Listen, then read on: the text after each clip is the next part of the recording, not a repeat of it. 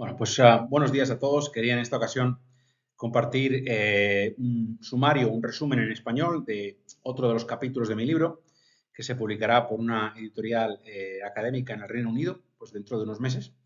Y quería pues detallar en esta ocasión el capítulo que dedico a la infiltración y todo el trabajo, digamos, comunista en las Fuerzas Armadas, tanto españolas como francesas, del año 32 al año 36.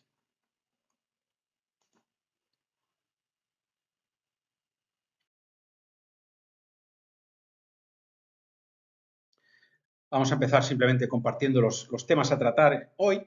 Aquí tenemos una imagen de uno de los informes de un tal Julio, un español que estaba al control de esa red de células, en este caso en el Ejército de Tierra, en el año 34, y vamos a detallar dentro de unas slides, simplemente como ilustración. Y vamos a empezar por comentar un poco lo que es la esencia del bolchevismo, ¿no? Porque vamos a comentar cómo el trabajo en el ejército, como llamaban los bolcheviques, ¿no? Y la organización de la Comintern, no era, digamos, una asignatura optativa, era esencial y era obligatorio para cualquier partido comunista que quisiera formar parte de la Tercera Internacional tener ese trabajo activo de infiltración en las Fuerzas Armadas de los países burgueses y capitalistas, ¿no?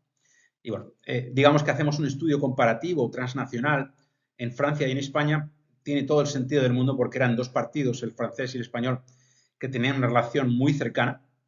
Y lo curioso de esta historia es que el partido francés empieza siendo el maestro del español en estos temas, pero a partir de, digamos, finales del 34, sobre todo en el 35 y primeros del 36, se hace el partido español maestro de los franceses y los franceses empiezan a reconocer los éxitos al sur de los Pirineos y a copiar incluso algunas de sus ideas. Pues bien, vamos a hablar de algunas definiciones y el estado de la conversación en la historiografía. Vamos a empezar por Francia y vamos a comentar, digamos, como antecedentes la misión militar francesa en el frente del Este durante la Primera Guerra Mundial y la observación, digamos, y el monitorización muy cercana que hacía el Estado Mayor francés del partido bolchevique en sus orígenes y luego, con posterioridad, pues los planes que tenían los comunistas para Francia, ¿no? y para la armée francesa también. Y vamos a hablar del informe de Albert Bassard, que detalla las tácticas que utilizaban, algunas de ellas que se copiaron al sur de los Pirineos, como vamos a ver, y hablar del séptimo Congreso de la Comintern, donde no se produjo ningún cambio en este tema. Por eso digo aquí desmontando a Georges Vidal, un historiador francés que ha enfatizado mucho que a partir del otoño del 34 se produce un enfriamiento de esta labor porque lo que le interesaba al partido, según él, siguiendo las directrices de la Unión Soviética y de la política exterior de Stalin, es colaborar con todos los ministerios de defensa de los países capitalistas, no desmontar ni, digamos, fracturar esas organizaciones, sino apoyarlas en la lucha contra el fascismo que era Hitler, ¿no? Vamos a comentar por qué esto no se sostiene a la luz de la documentación. En España, pues vamos a empezar también hablando un poco de los antecedentes de las juntas de defensa y cómo empalma esto con los años 20, cuando llegan desde el partido francés a mandar a algunos agentes a apoyar al partido español en la infiltración del ejército durante la guerra de África, y luego ya los informes que tenemos del año 34 sobre el trabajo comunista en el ejército de tierra y también en la marina, y luego ya qué se consiguió y cuáles son los resultados a principios del año 36 y qué conclusiones sacamos de todo esto. Bien. Luego, por último, tengo una conclusión, ¿no? Una reflexión que hago comparando un poco la situación en Francia y en España en términos de, como digo yo aquí, trabajo en el ejército y legalidad republicana, ¿no? Y vemos que la situación era muy distinta al norte de los Pirineos y al sur.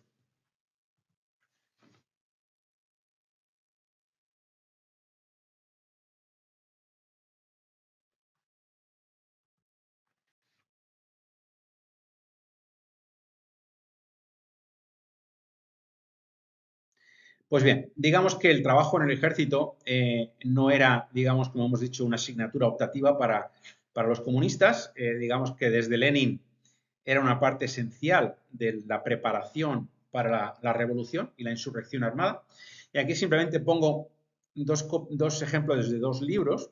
empezando por el de la izquierda, porque el de la izquierda era un libro de texto, La insurrección armada, que se publicó primero en ruso, luego en alemán, luego en el año 31 en francés en Francia, y esta es mi copia que tengo del año 32 de la editorial Roja en España, pues que es un manual de guerra de guerrillas, ¿no? Pero aparte de eso, lo que detalla es que, como dice aquí, pues los responsables de esa infiltración necesaria en el ejército, pues son esas células comunistas que van a aprovechar todos los recursos de la Comintern, ¿no? Otras asociaciones, otras entidades, digamos, de fachada que hay para lograr conseguir un éxito en esta labor esencial, ¿no?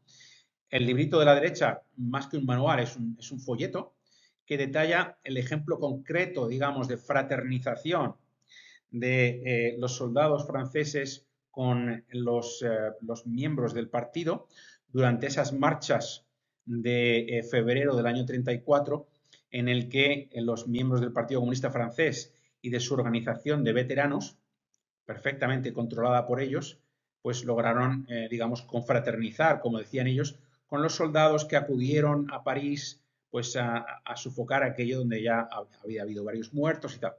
Y lograron, pues oye, vamos a cantar las canciones de los regimientos, lograron desfilar junto con los soldados y tal. Y pone algunos otros ejemplos de confraternización, ¿no? En fin, digamos, de impedir que la cadena de mando funcione como tiene que funcionar y de trasladarles a los soldados la imperativa de la lucha de clases dentro del cuartel. Bien, pues en el 7º Congreso de la Comintern, donde según Georges Vidal ya no se habría hablado para nada de esto, pues se pone en este librito, se lo pone como ejemplo a todas las secciones. Tenéis que leeros esto, pues para aprender pues un poco cuál es uno de los objetivos del trabajo en los ejércitos, que es absolutamente esencial para todos.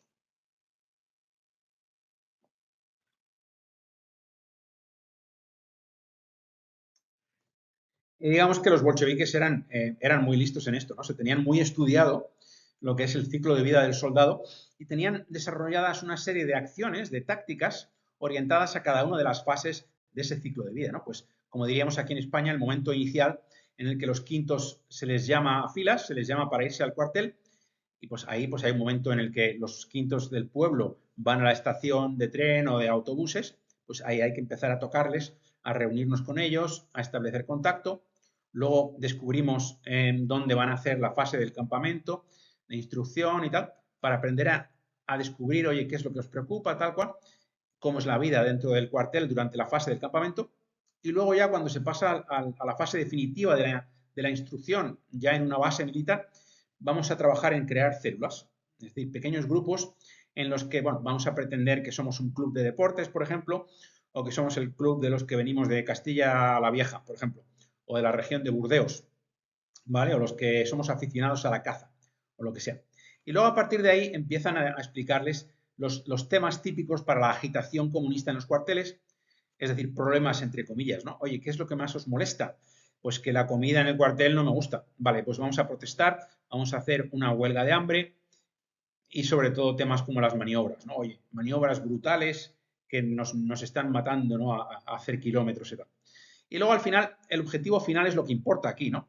Y eso pues queda muy claro en esta forma de trabajar que era absolutamente estándar. Lo que buscamos aquí es la descomposición, decían ellos, en referencia a la cadena de mando, ¿no? Es decir, de jefes a oficiales, suboficiales y tropa, pues que esa cadena se deshace porque la tropa decide que ellos son fundamentalmente proletarios, ¿vale? Y que los oficiales son representantes de la burguesía y del capital y hay que perseguir la insubordinación, también la confraternización, no solamente a nivel de tropa dentro del cuartel, sino que cuando pues una unidad militar se despliega por órdenes gubernamentales, perdón, para, por ejemplo, restaurar el orden constitucional ante una insurrección armada o una huelga ilegal, que diríamos en términos modernos, no cumple los servicios mínimos o lo que sea, pues soldados, vosotros tenéis que estar del lado de los proletarios y vuestros fusiles no los apuntéis a los que están causando esta insurrección, sino a vuestros propios oficiales.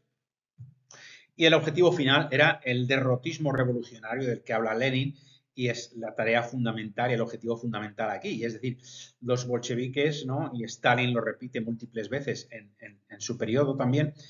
Aquí al final lo que va a haber es va a haber una guerra, una alianza imperialista, capitalista de todos los países occidentales contra la Unión Soviética, ¿no? Y lo que hacemos aquí es empezar a infiltrarnos en esos ejércitos, en esas armadas, para que cuando llegue ese momento, los soldados rojos lo que buscan es la derrota de su país, no buscan la victoria de su país, que es un país capitalista, burgués, por definición enemigo de la Unión Soviética, para causar una guerra civil y que al final esto lleve al fin que todos buscamos, que es la insurrección, la revolución, etc.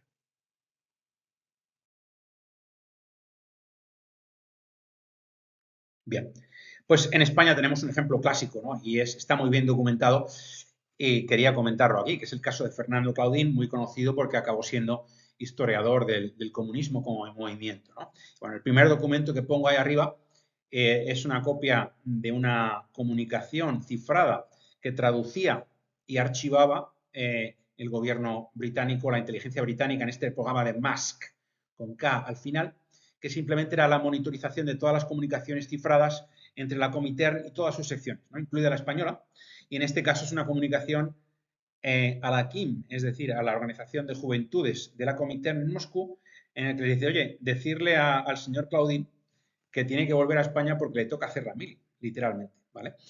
Y lógicamente era una oportunidad que los comunistas no podían desaprovechar, es decir, todos los jóvenes comunistas tienen que ir a hacer la mili, pues tú vas a ser uno de los líderes de esas células. Y estés o no en Moscú, estés haciendo lo que estés haciendo allí, vente para acá porque ese es fundamental, ¿vale? Y él en su biografía, escrita a máquina por él mismo, que tenemos también en los archivos, pues dice que efectivamente después de la insurrección armada de Asturias, que montaron los socialistas, pero a la que se unieron muy hábilmente y supieron gestionar a posteriori los comunistas, se fue a Moscú Fernando Claudín a contar cómo había sido aquello, lo que hemos aprendido de cara al futuro, ¿no? Y dice, pero me tuve que ir rápidamente porque me mandaron volver para ir a hacer la mili, ¿no?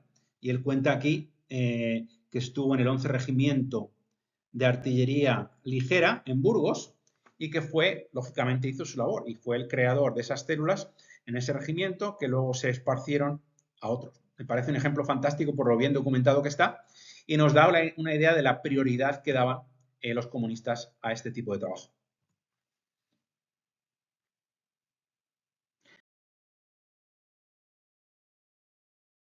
Bueno, y este es un reportaje fantástico del diario Ilustrado Ahora, del principio del periodo republicano, ¿no? de noviembre del 31, en el que habla de los quintos, ¿no? Y digamos que lo hace a costa de ellos, un poco, se ríe un poco de ellos con estas fotos, ¿no? El tío de la izquierda que no sabe saludar, y encima saluda con la izquierda, a lo mejor era uno de una célula comunista. Luego el de la derecha que parece que no se ha puesto guantes en la vida, luego este del medio que parece que prefiere cualquier tipo de tortura china antes de darse una ducha fría, ¿no? Y luego los de abajo que al final salen de marcha por primera vez, ahí con un sargento dándoles gritos y tal, ¿no? Estos son los quintos, madre mía, ¿no? Yo lo que digamos que la idea que me causa todo esto es la de la vulnerabilidad, ¿no? De los quintos, ¿no? Estos jóvenes que en muchas ocasiones era la primera vez que salían de su pueblo, ¿no? Y se encontraban con todo esto, donde ya no estaba mamá para solucionar los problemas, ¿no? Bueno, y los comunistas, digamos, sistemáticamente entendían muy bien esto, ¿no? Y sabían que podían contar con ciertas puertas abiertas y ciertas vulnerabilidades que ellos tenían que saber explotar. Bien, esto es una imagen del soldado rojo, que era el principal órgano de las células comunistas en España, a partir del año 34-35, ¿vale? Y es muy conocido porque en abril del 36 hubo un discurso muy famoso en las Cortes en el que el jefe de la oposición, con un número del soldado rojo en las manos, se dirigía a Azaña, ¿no? Calvo Sotelo, y le decía, oye, ¿usted sabe lo que está pasando en los cuarteles? ¿Usted sabe lo que representa esto para la seguridad nacional, etcétera, etcétera? Bien, pues hay muchas copias, hay algunas copias en archivo, en papel, son periódicos relativamente pequeños, como de medio folio, y luego hay un montón de números en microfilm, ¿vale? Pero merece la pena estudiarlos todos. Y aquí, como veis, pues promovía el poder soviético. Ellos consideraban que durante la insurrección de Asturias se habían producido ya los primeros soviets en toda la historia del proletariado español y esto había requerido una insurrección, ¿no? Para llevarlo a cabo y era, digamos, una plantilla que había que replicar en el futuro. Bueno, también tenían un periódico para suboficiales y oficiales, como es este, y también editaban pequeños periódicos orientados a zonas, ¿no? Zonas, en este caso, del suroeste de Madrid, en la zona de campamento, donde había varios, o un montón en este caso, ¿no? Cuarteles juntos, en los que las células comunistas podían colaborar las unas con las otras, etcétera, etcétera. Por último, también hacían pequeñas hojas como estas que se distribuían fácilmente, puntualmente, en eventos concretos como es, en este caso, el comienzo de la insurrección, el Octubre Rojo Español, ¿no? Digamos, de octubre del 34, seguramente distribuida el 5 o el 6 o el 7 de octubre, en el que le dice a los soldados, se ha declarado el estado de guerra, vais a salir a la calle, pero volviendo a los objetivos de las células, olvidaos del tema de la cadena de mando, vuestros fusiles apuntarlos a los oficiales, a la reacción, y no a vuestros hermanos de clase, a los que están causando y liderando esta insurrección. Negaos a ser esquiroles, es decir, huelgas salvajes, ilegales y tal, nada de romperlas y seguir las órdenes, de restaurar, digamos, el orden constitucional. No custodiéis conventos, iglesias, que arda todo lo que tenga que arder, etcétera, ¿no? Bueno, simplemente ejemplos del nivel de detalle y el nivel de cobertura que tenían en su trabajo en el ejército el Partido Comunista.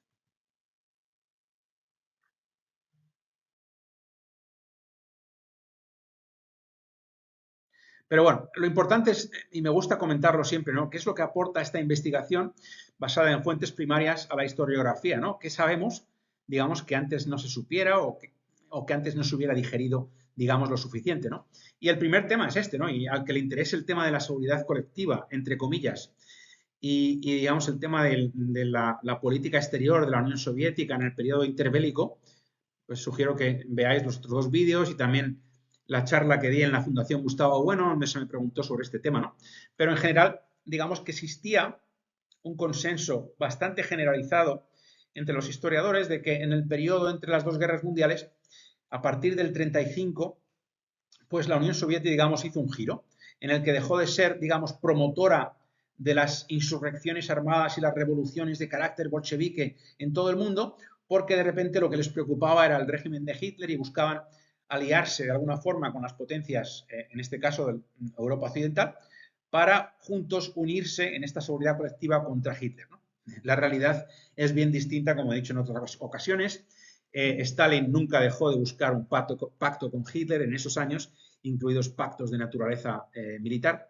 Hitler no dejó de recibir ayuda de, digamos, de petróleo, de minerales clave para la industria militar hasta el día antes de la operación Barbarroja, ¿vale? Es decir, esto no es así y desde luego no es así en este tema crucial de las operaciones de la Comintern, que es el trabajo en el ejército. Digo aquí que todas las piezas hay que hacerlas encajar, parece, ¿no? En este consenso sobre este tema y la realidad es que dista mucho, incluido el trabajo en el ejército, algo tan crítico, de ser así. No hubo ningún cambio en el año 35 y en el 36.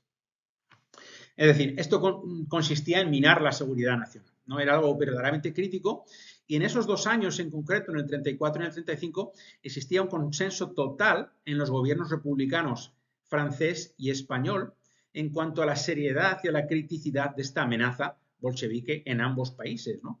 Diego Hidalgo, el ministro de la Guerra español, pues dedicó, como vamos a ver, muchos recursos a parar todas estas actividades insurreccionales y de penetración del ejército, y su compañero al norte de los Pirineos, ¿no? Jean Fabry, pues lo mismo, ¿no? El tío leía de vez en cuando algún documento que habían captado de la Comintern y decía esto es verdaderamente escandaloso, hay que estar muy alerta ante estas actividades dentro de nuestro ejército. Edouard Daladier, pues el ministro de la Guerra en el gobierno ya del Frente Popular, ¿no? Con los socialistas en el poder, pues en el año 36 se dirige claramente a los diputados, ¿no? Comunistas y les dice, sabemos que a día de hoy seguís con el tema de las células en el ejército, os vamos a parar los pies.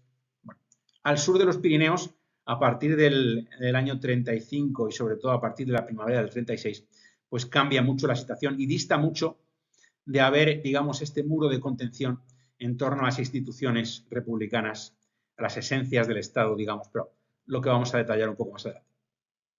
Georges Vidal, historiador francés, que defiende mucho esta teoría, ¿no? Es un experto, digamos, en el trabajo comunista en la armée, ¿no? En el ejército de tierra francés, y dice que a partir del otoño del 34 fue un punto de inflexión, que ya dejaron de enfatizar esto.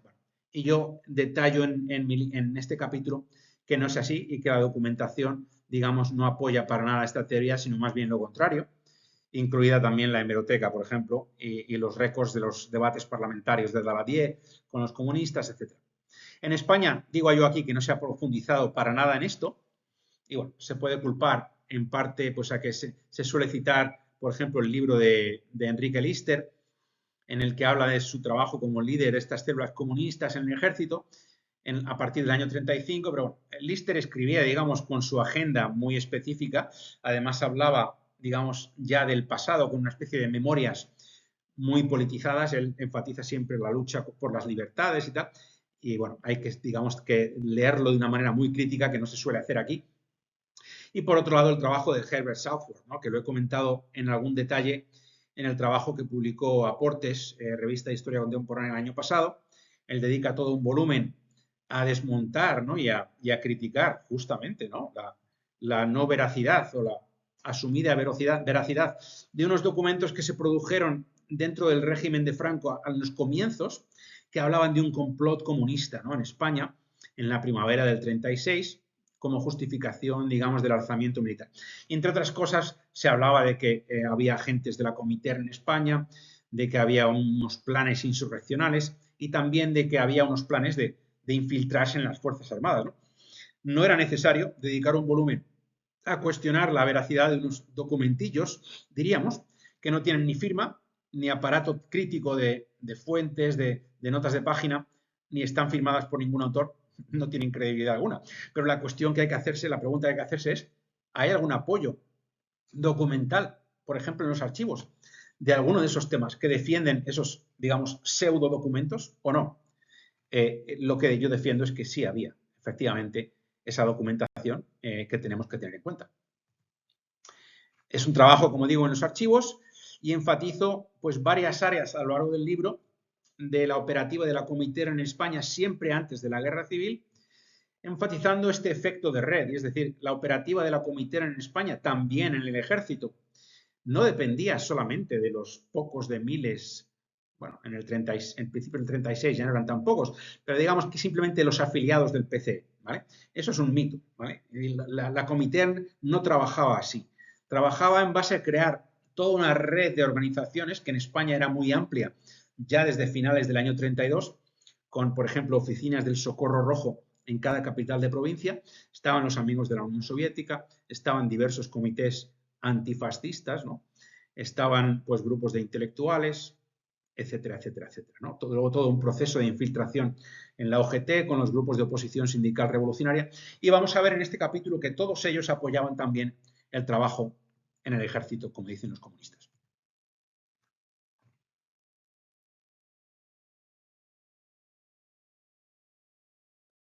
Pues bien, vamos a empezar brevemente comentando el tema de Francia, porque yo creo que a esta audiencia le interesa más el caso español.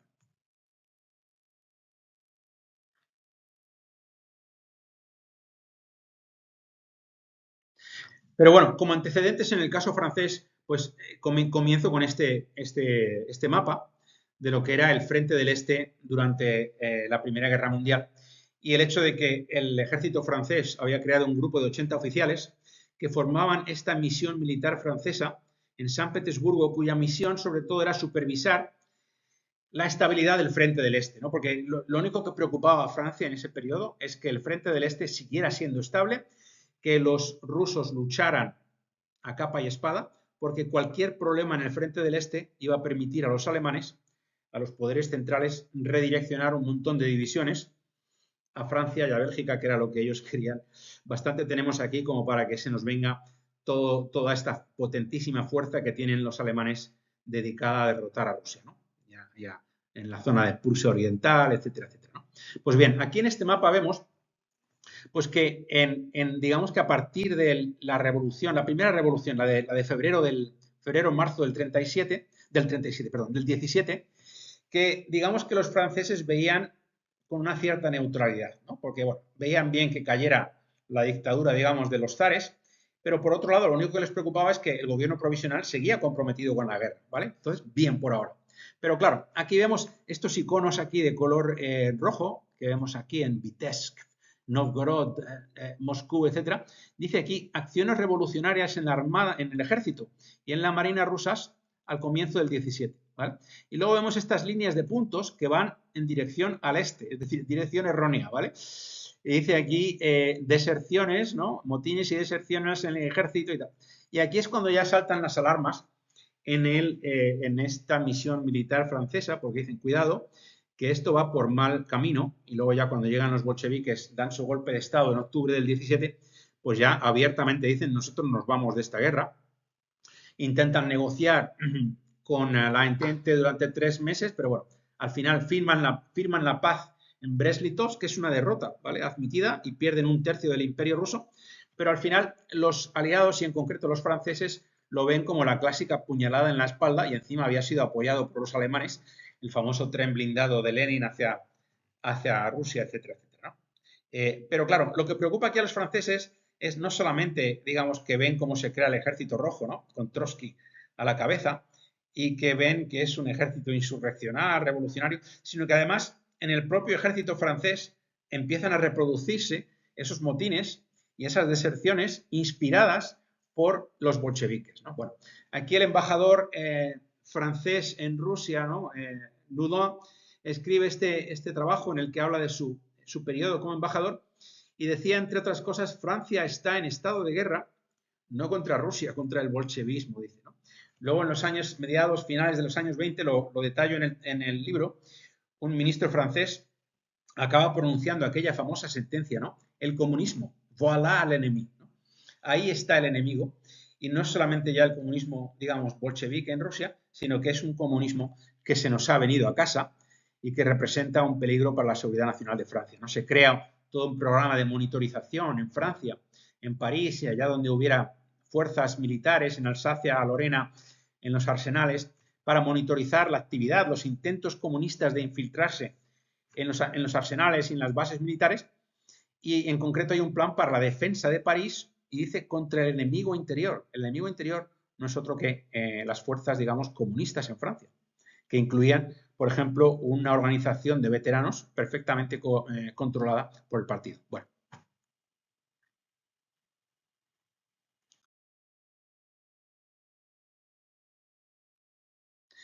Aquí simplemente vamos a comentar algunos puntos del informe de Albert Bassart. Era uno de los responsables representantes del Partido Comunista Francés en la Comintern, que también tenía responsabilidad sobre el trabajo en la armée, ¿no? En el ejército francés. Y él está en Moscú en junio del 34 y presenta, digamos, sus resultados a Manuilsky, entre otros secretarios de la Comintern, ¿no? Y bueno, como todo buen bolchevique hace un autoexamen, ¿no? Una autocrítica y tal. Dice, en el pasado, pues éramos, digamos, muy transparentes, ¿no? Y teníamos unos objetivos que todos los soldados entendían que eran irrealizables, ¿no? Les decíamos cosas como, oye, uníos a nuestras células que vais a tener una mili de 6 meses y vacaciones de 2 meses, ¿no? Y era demasiado transparente.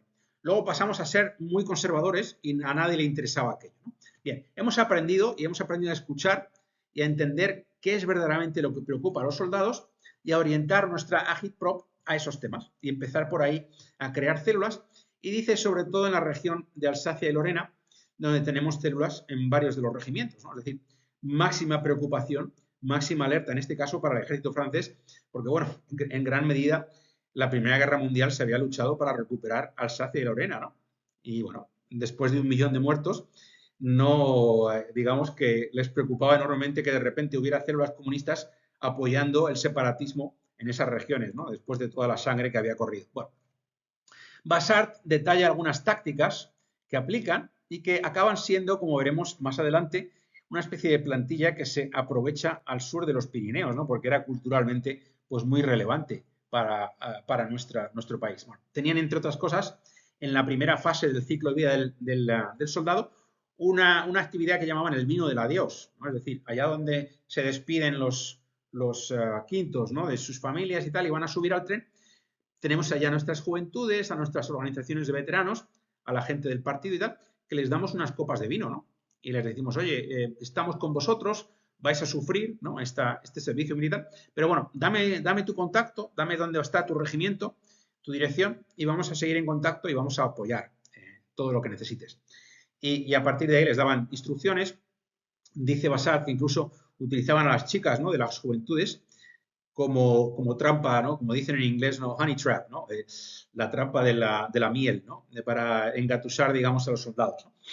Y a partir de ahí, pues despliegan todos los recursos para continuar y moverse hacia la creación de esas células y a esos objetivos, ¿no?, que eran la fraternización, la descomposición de la cadena de mando, etcétera. Y Bassart comparte varios ejemplos de fraternización con los soldados, pues durante las marchas del 6 de febrero del 34, digamos, un evento base de toda una mitología del Frente Popular en Francia, que es fundamental entender, y tengo un apéndice dedicado a este tema que aquí no podemos detallar, pero al que le interese lo puede leer en el libro.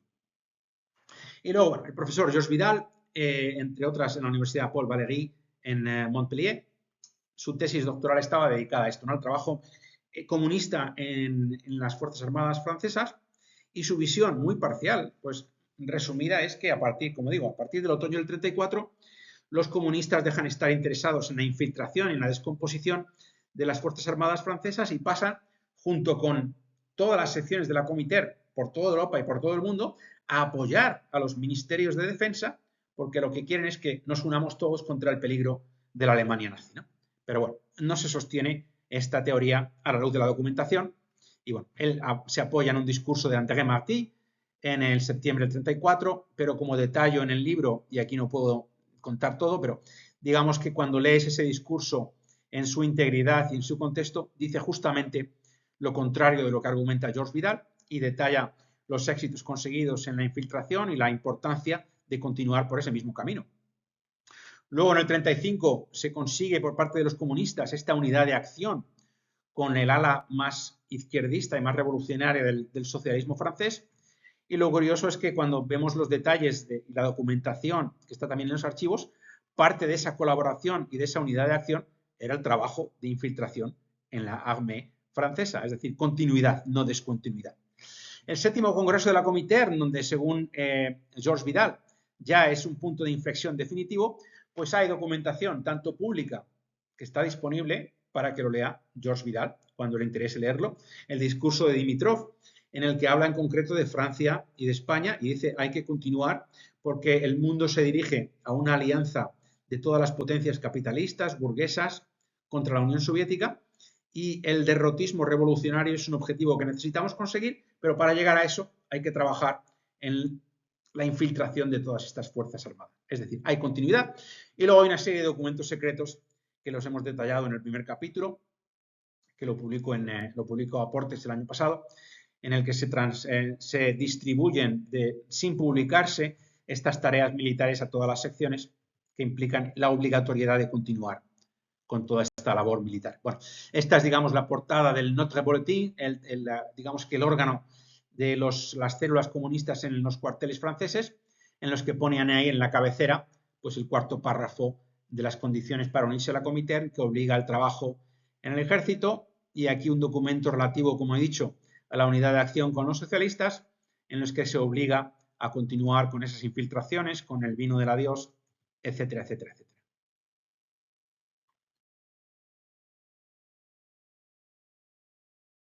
Pues bien, he resumido mucho la sección que dedico a la parte francesa, pero pienso que interesa mucho más a esta audiencia el trabajo en las Fuerzas Armadas de los comunistas, también los socialistas estaban ahí, y acabaron unificándose, ¿verdad?, en el 35 y a principios del 36.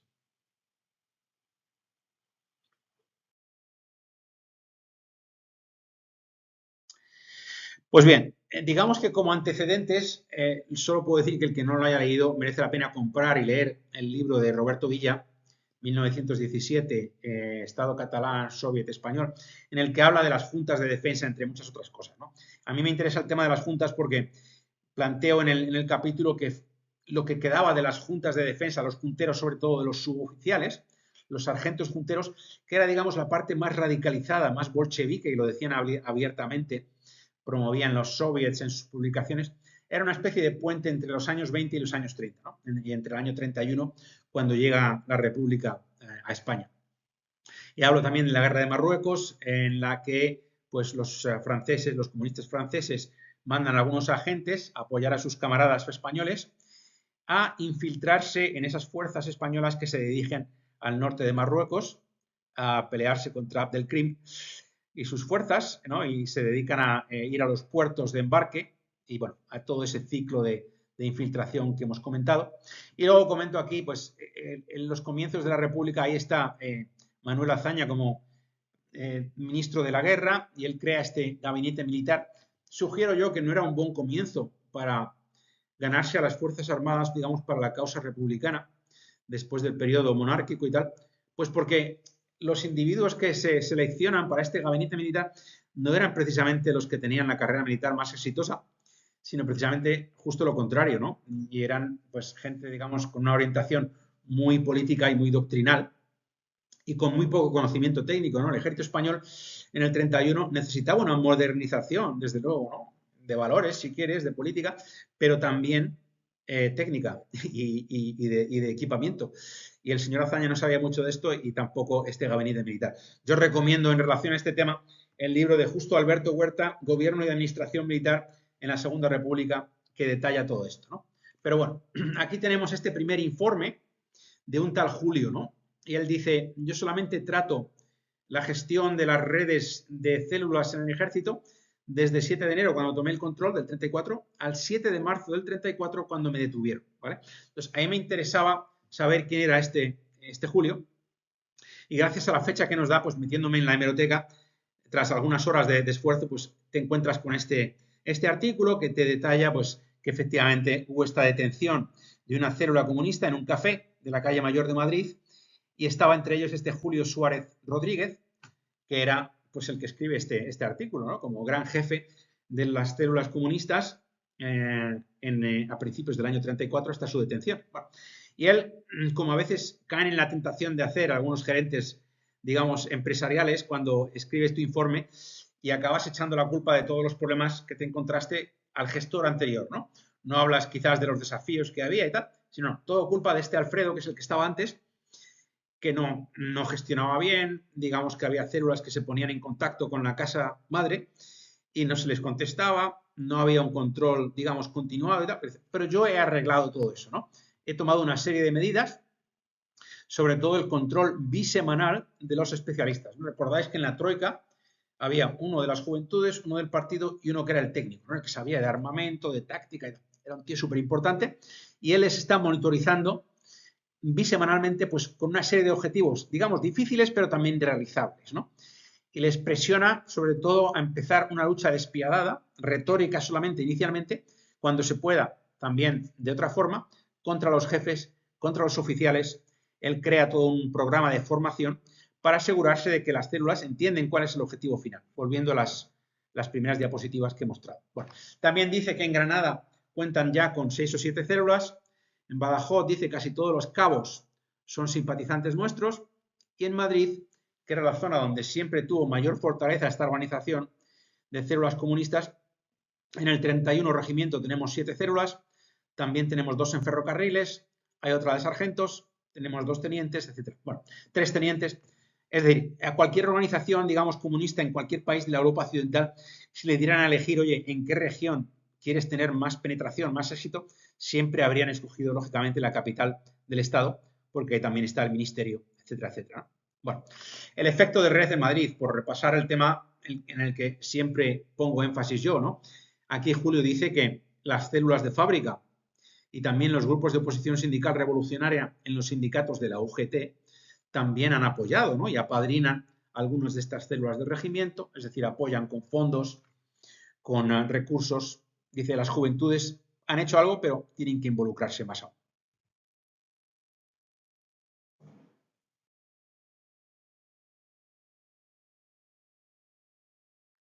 Pues bien, aquí continúa con este informe a partir de agosto, pues uno nuevo, un responsable nuevo de las células, y es otro informe muy detallado que también tenemos en los archivos, por la versión, por la traducción rusa que tenemos ahí, porque el original español no tiene fecha, pero vemos que es del 14 de agosto del año 34, ¿no? Y esto ya, digamos, es tan detallado como el informe de Julio, pero se nota, digamos, una visión mucho más clara y una serie de directrices mucho más enfáticas y claras, ¿no? Como veis aquí en el texto en español, pues dice, se dirige a todas las provincias donde esté el Partido Comunista, donde haya guarniciones, bases militares, etcétera, la obligatoriedad de trabajar, por un lado, en la dimisión de las organizaciones legales del partido, es decir, organizaciones fachada, como Socorro Rojo, Amigos de la Unión Soviética, comités, etcétera, etcétera, y por otro, la dimensión ilegal, que son las células en sí. Esta es una, digamos, una instantánea fantástica de lo que es el efecto de red en el trabajo comunista, también en el ejército.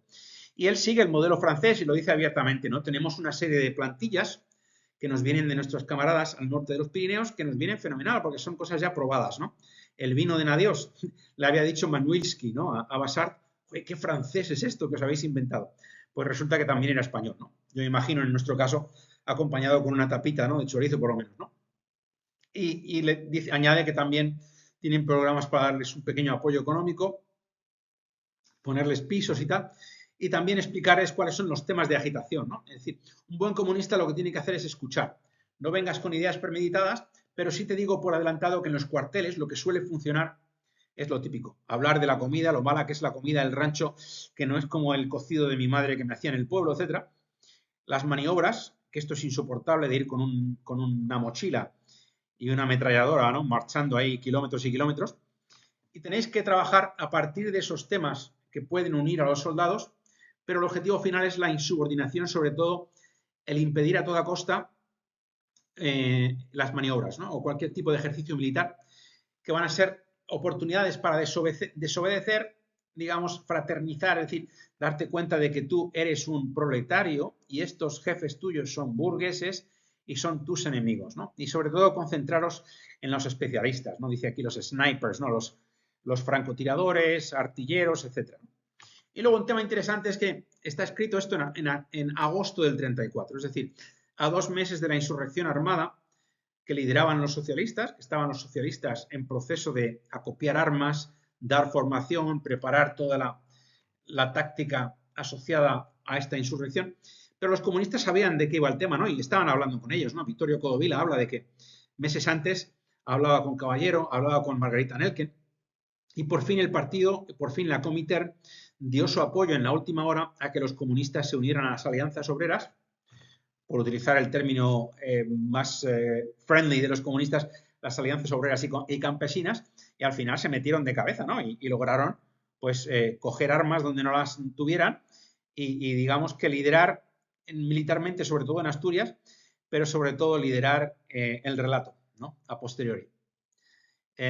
Y se nota la cercanía de la insurrección porque habla, por ejemplo, aquí de que a partir de ahora ya no se permite centralizar las troicas en Madrid, hay que distribuir, digamos, la organización para evitar el control.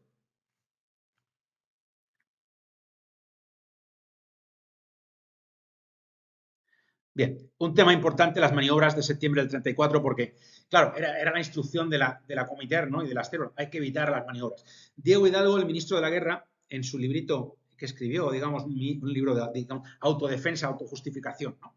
Por toda la crítica que había tenido por el lado de la izquierda y también por el de la derecha, ¿no? Tras la insurrección armada. Y él dice, pues, que efectivamente las maniobras eran fundamentales, lo son para un ejército porque es la única ocasión en la que, pues, un general puede tener contacto con otras divisiones, puede entender un poco lo que es la coordinación con servicios auxiliares, la coordinación de tropas de infantería, con artillería, con blindados, etcétera, etcétera.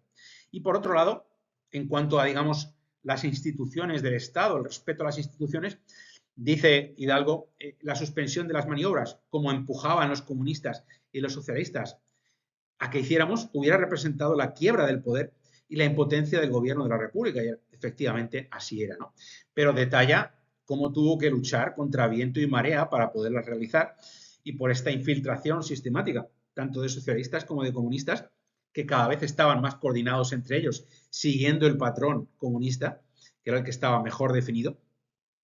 Y además, muchos de los comunistas en la UGT, como he dicho, los que lideraban más, pues resulta que eran miembros de las OSR, es decir, eran comunistas infiltrados también. Pero bueno, atacaban mucho este tema, ¿no? Y Hidalgo dice que tuvo que dejar a algún regimiento porque estaban muy infiltrados y tuvo que luchar mucho también contra un complot para parar el transporte de las tropas por vía ferroviaria, que también trabajaron mucho en conseguirlo, pero al final se enorgullece de haberlo poder conseguido, ¿no? Y aquí en este número del soldado rojo, pues explicitaba mucho, ¿no? Oye, por cualquier medio hay que parar y hay que retrasar. Y como vemos, por parte de algunos regimientos lo lograron. Y luego cuando saltó la insurrección, pues hubo varios oficiales, incluso de nivel senior, que se negaron a obedecer las órdenes, ¿no? Y presentó un desafío importante, incluso en las tropas que venían de África, como vamos a ver.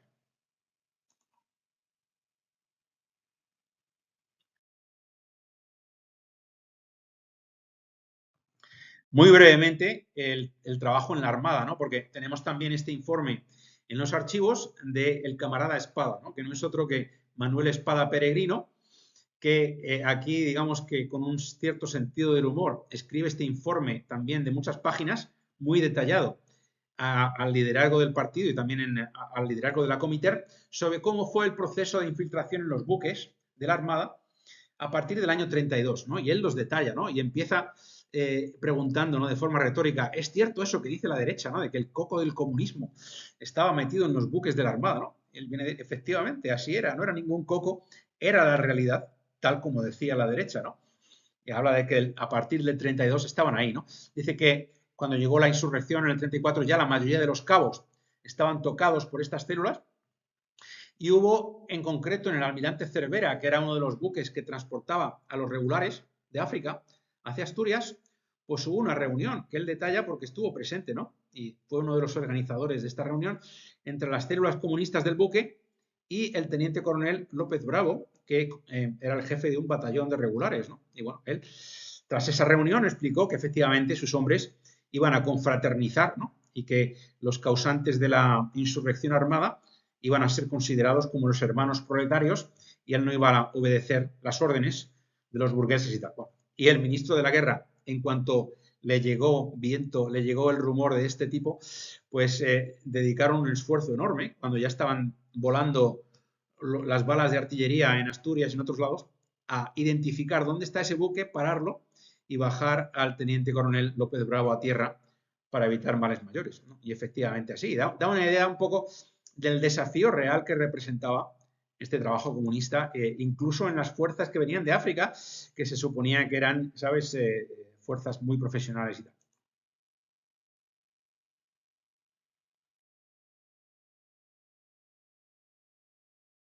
Bueno, pregunta fundamental, ¿no? Llegado, digamos, la primavera del 36, ¿y qué representó todo esto? ¿No? Los detalles más lo podéis ver en el libro, ¿no? Pero aquí tenéis dos informes muy detallados. El primero de Pepe Díaz, ¿no? El líder del PCE en Moscú, hablando también con Manuilsky y con otros líderes de la Comiter, el 17 de enero del 36. También Vittorio Codovila en su informe de enero del 35 lo detallaba y tal. Dice, bueno, ya tenemos un montón de oficiales, ¿no? Que son miembros de nuestras células, en concreto en Madrid, alrededor de 80 oficiales y también muchos suboficiales, ¿no? Y él habla de que cuando hay intentos en los cuarteles por parte de los oficiales y de los jefes que quieren, digamos, darle la vuelta a la revolución y tal, ¿no? Él dice que ellos, desde el lado de las células comunistas, contraatacan sobre la base amplia de la defensa de la República, ¿no? Es decir, los comunistas dicen, nosotros estamos aquí para defender la República y hay que parar cualquier movimiento antirrevolucionario. Jesús Hernández, también en Moscú, ya en mayo del 36, tiene una reunión fascinante y dedico el epílogo a detallar este documento que nunca se ha detallado de esta forma en la historiografía. Y en esta conversación con Dimitrov cuenta una historia que para mí es fascinante y muy reveladora, ¿no? Él dice que, bueno, abril-mayo del 36 hubo un oficial de los nuestros, digamos, es decir, en realidad era el capitán Carlos Faraudo, que había sido instructor de las milicias, ¿no? Milicias que en mayo ya eran milicias unificadas, comunistas y socialistas, y pues fue asesinado por gente que le tenía, digamos, calado, ¿no?, a este individuo.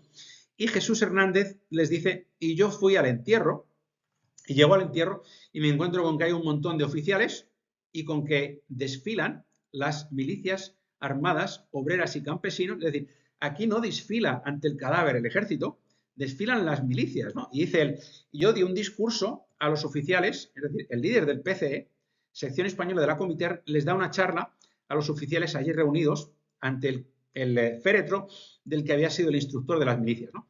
Y les expliqué por qué nosotros somos anti-ejército. ¿vale? Se lo expliqué, les expliqué lo que queremos entender, lo que queremos decir con la republicanización del ejército, que no es otra cosa de quitar del ejército todo el que sea conservador, ¿vale? Todo el que sea monárquico, católico, todo el que no sea revolucionario, hay que limpiarlo. Eso es republicanizar. Y dice, inmediatamente después desfilaron las milicias, ¿no? Es decir, era una foto perfecta para explicarles al ejército por dónde van los tiros, ¿no? Vamos hacia un ejército rojo. Bien, y ahí estaban, cuando vemos, digamos, la hemeroteca de la época, estaban también presentes Carrillo, como líder de las juventudes ya unificadas, estaban presentes Nelken, Pepe Díaz, y efectivamente confirman la hemeroteca que, como dice Jesús, fue Jesús el que dio la charla, entre otros, ¿no?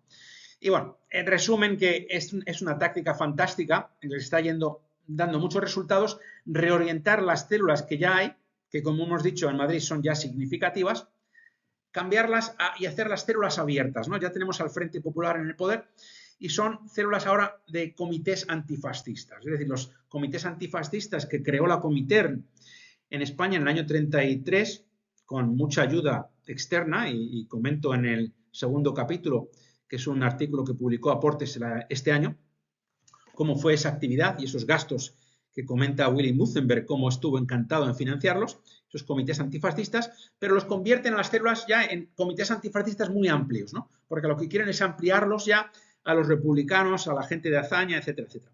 Y comenta que tienen más oficiales que nunca y hay ya una lucha abierta en muchos cuarteles y en muchas unidades contra los oficiales contrarrevolucionarios, ¿no? Y comenta que, claro, ante esta taxativa, dice la gente de Gil Robles, está intentando también dar un golpe. Si nosotros queremos dar un golpe revolucionario, él quiere dar un golpe contrarrevolucionario y nosotros contraatacamos en base a esta serie de lemas de agitación y propaganda en torno a la defensa de la República, cuando en realidad lo que buscamos es que se cumpla la fase revolucionaria burguesa de la revolución, que ya implica la eliminación completa social y económica de todo lo que está a la derecha de Manuel Azaña, ¿vale? Y lo detallo esto en otro vídeo que tenéis aquí en el canal. Bien, aquí está pues uno de los artículos que detallan más cómo fue el entierro este de Carlos Faraudo y detalla pues prácticamente, confirma todo lo que le dice Jesús Hernández a sus jefes.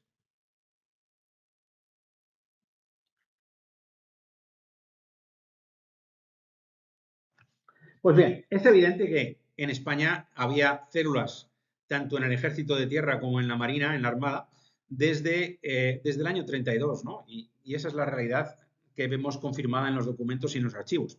Pero digamos que a pesar de que hay un crecimiento, ¿no?, consistente en el tiempo, cada vez van a más, cada vez van expandiendo, se van aprendiendo, van cogiendo más lecciones de los franceses, lo que funciona, lo que no funciona, siempre digamos que hay una sensación de que les falta algo, ¿no? Y ese algo que les falta pues se cumple en octubre del 34, ¿no?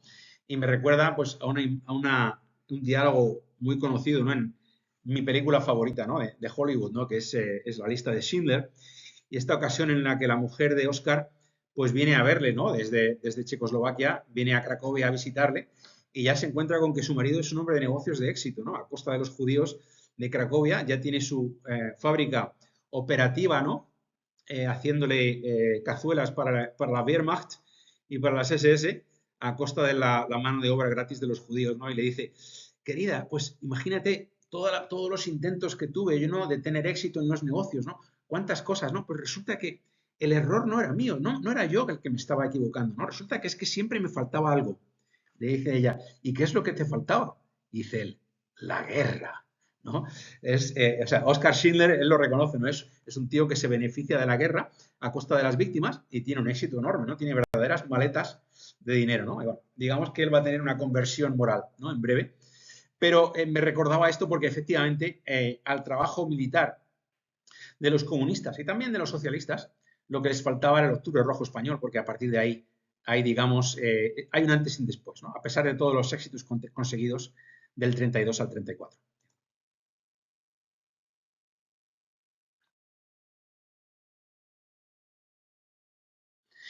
Y este éxito también se lo reconocen los compañeros del PCF, ¿no?, del partido francés, ¿no? Por ejemplo, en este folleto, el choque de las dos Españas, ¿no? En el Partido Comunista Francés, ¿no?, lo vemos esto claramente en l'Humanité, ¿no?, el órgano oficial del PCF, hablaban de la guerra civil de España en octubre del 34, ¿no? Es decir, soviets en España, qué gran ejemplo, ¿no? Para la Europa occidental. Y aquí hablaban de López Bravo, ¿no? De que decía el intérprete del estado de espíritu de las tropas, el teniente coronel López Bravo, comandante de un batallón llamado de África, declara a muchos de sus amigos que jamás mis hombres dispararán contra sus hermanos de clase, ¿no? Etcétera, etcétera. Y cuenta que hubo otros ejemplos de fraternización cuando saltó la insurrección, ¿no? Dice, esto es un ejemplo para todos, ¿no? Fantástico. Luego, en el 36, ¿no? Edouard Daladier, republicano radical francés, ministro, que había formado parte también del Frente Popular, pero él habla en sus memorias de que en el 36 el general Guégodia, aquí, que era un responsable de la inteligencia militar, digamos, la seguridad interna de Francia, le trae en el 36 un documento muy preocupante en el que se detalla la táctica que va a emplear el Partido Comunista, dice, para infiltrarse y para, digamos que, anular el ejército francés desde dentro, ¿no? Pero lo curioso es que dice que esto es una traducción de una circular del Partido Comunista Español, traducida al francés, y que detalla cómo se va a aplicar todo esto en Francia, ¿no? Y dice, inmediatamente encargué una investigación al respecto, ¿no? Se lo tomaba muy en serio Daladier. Es curioso, ¿verdad? Y es un poco el cambio que hubo, y por eso titulo el artículo no, el capítulo del libro en inglés, Star Pupils, ¿no? Es decir, los alumnos aventajados al sur de los Pirineos, que en el año 36 ya se han convertido en maestros de sus antiguos líderes al norte de los Pirineos, ¿no? Bueno.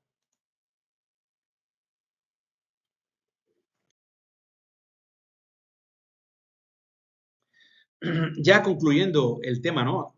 Hago esta reflexión en el capítulo sobre la legalidad republicana en el contexto del trabajo en el ejército comunista al norte y al sur de los Pirineos, ¿no? Y digamos que había ciertos elementos comunes, como no podía ser de otra forma, ¿no?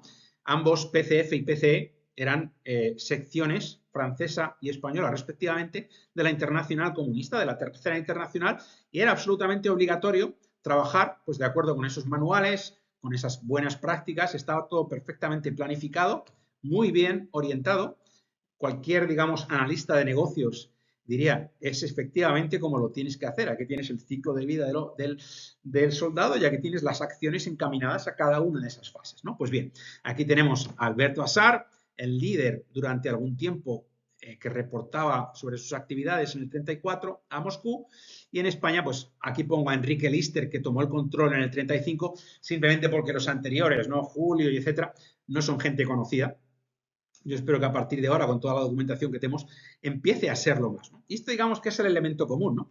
Pero las diferencias empiezan, pues, cuando vemos los otros partidos que tenemos en el arco parlamentario en Francia y en España, y la actitud que adoptan ante esta realidad, ¿no? Del bolchevismo y las actividades revolucionarias que tocan a las esencias del Estado en ambos países, ¿no? Por un lado tenemos a Léon Blum, que sí, socialista, pero un tipo que incluso en el 31 definía al Partido Comunista francés como un ejército insurreccional al servicio de una potencia extranjera. Fantástico. Y Léon Blum nunca cambió esta perspectiva, ¿no? Él se unió, sí, se unía a las marchas, ¿no? El pobre hombre llegó a estar convencido también de que había una cierta amenaza fascista, ¿no? Como le decían los comunistas en Francia, por las ligas y tal, en el año 34, ¿no? Se une al Frente Popular. Pero él, digamos, todos los biógrafos de Blum coinciden en esto, ¿no? Era de una legalidad, de un legalismo escrupuloso y de un constitucionalismo escrupuloso. Por otro lado, pues Edouard Daladier, ¿no? Representante de los republicanos, digamos, de centro-izquierda, si quieres. En Francia, pues eran grandes defensores de la clase media, ¿no? Hay que mejorar progresivamente los derechos de la gente en general, pero incluso después de unirse su partido al Frente Popular, les avisa a las izquierdas, ¿no? A los revolucionarios que había también en el socialismo y a los comunistas, atención, que nosotros siempre vamos a respetar la ley, que aquí el ejército, la armée, es sagrada y voy a oponerme a todas vuestras actividades en el ejército de Francia hasta la muerte, ¿no? Y digamos que estos partidos, es decir, la izquierda constitucionalista en Francia y los republicanos, digamos, de centro-izquierda, representaban un muro de contención que funcionó perfectamente en torno a, digamos, que las esencias y las instituciones del Estado francés los años 34, 35 y seguían perfectamente en pie en el año 36. Bueno, qué distinta es la situación al sur de la frontera, porque aquí tenemos desde finales del 33 a un caballero, digamos, como representante de lo que fue ya la tendencia principal dentro del PSOE, ¿no? Que buscaba con éxito la bolchevización de su partido, ¿no? Lo decían varios de sus colegas. Simeón Vidarte, por ejemplo, era un tipo muy cercano a él. Decía, no, caballero, quería la bolchevización y en el 34 ya lo conseguimos, ¿no? Y digamos que en todos los temas del trabajo en el ejército estaban perfectamente alineados, ¿no? Y él dio su apoyo a que en el 35-36 se unificaran ya las juventudes socialistas con las comunistas, yéndose a Moscú a cerrar el trato, uniéndose a las juventudes de la Comiter, también que se unificaran las milicias, era lógico porque eran jóvenes todos, ¿vale? Y todos, y digamos que en España los que hablan de este concepto de republicanización del ejército y también de la judicatura y tal, que Daladier en Francia les dice a los comunistas franceses, habláis de republicanización, pero yo sé que en realidad lo que buscáis es echar de ahí a todos los que no están de acuerdo con la revolución, ¿vale? En España el que defendía la republicanización del ejército era Caballero, era la UGT, y con lo que querían decir con ellos, pues era perfectamente la agenda y la plataforma de todo lo que es el trabajo comunista en el ejército, que veían, digamos, estaban perfectamente unificados ya con sus compañeros comunistas, como es evidente y como todo el mundo conoce. Y en el 36 ya, pues, ya dejó de existir las juventudes comunistas, las juventudes socialistas, dejó de existir prácticamente independiente el sindicato, digamos, que era la estrella del PSOE, ¿no? La UGT, ¿vale? Pues gracias en parte a toda esa actividad durante años, ¿no? De esas organizaciones de minoría, oposición revolucionaria que eran comunistas, etc. Y luego por el lado republicano, pues en el 34 y 35 tenemos en España por un lado a Diego Hidalgo y a Salazar, a Rafael Salazar, pero he puesto estas fotos así como resquebrajadas, ¿no? Aposta, ¿no? Porque digamos que representaban un muro de contención en torno a las instituciones que en el 34, pues a duras penas sale adelante de Estado contra aquella insurrección y luego posteriormente fue un Estado muy débil, no hubo, digamos, una represión real, ¿no? Estilo, digamos, finlandés tras la guerra civil y tal. Y la misma Comintern en España, como hemos dicho en el libro en muchas ocasiones, se sorprende, ¿no? De lo blando que es el gobierno en el año 35, que al final les acaba permitiendo continuar con todas sus actividades insurreccionales, ¿no? En prensa, en el Socorro Rojo, etcétera, etcétera. Y luego estos dos ministros pues acaban mal. Salazar Alonso acaba asesinado cuando empieza la guerra civil, precisamente por el libro que él escribe sobre lo que pasó en el 34 y en el 35, y Diego Hidalgo pues sale volando, ¿no? Sale y tiene que escaparse a Francia. Es decir, este muro de contención en torno a las instituciones en España en la primavera del 36, esa primavera trágica, pues prácticamente ya brilla por su ausencia, lo cual fue clave para el éxito, digamos, definitivo de esta concepción comunista de lo que es el Ejército Rojo. Bien.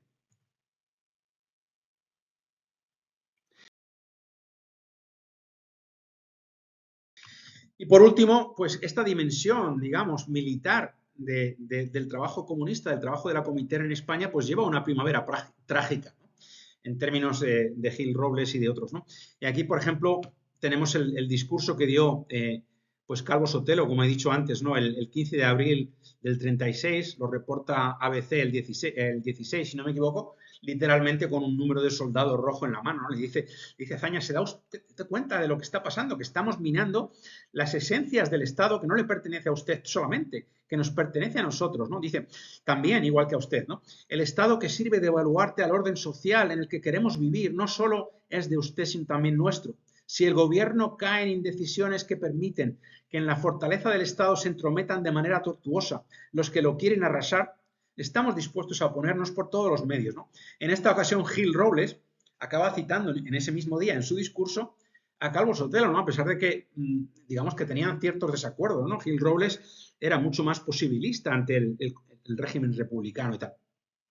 Y dice, solamente tenemos dos opciones, ¿no? O la dictadura roja, que aquellos señores, ¿no? Refiriéndose a los 120 diputados entre socialistas, comunistas, POUM, etcétera, que buscaban abiertamente los soviets en España, dice, o una defensa enérgica de los ciudadanos que no se dejan atropellar.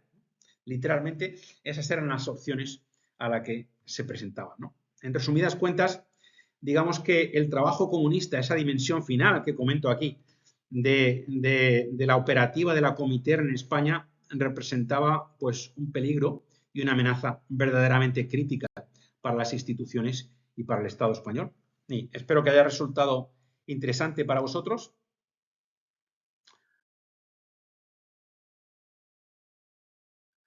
Muchísimas gracias y estaré en contacto a través de Facebook, de YouTube, para contestar las dudas que vayan surgiendo. Muchísimas gracias.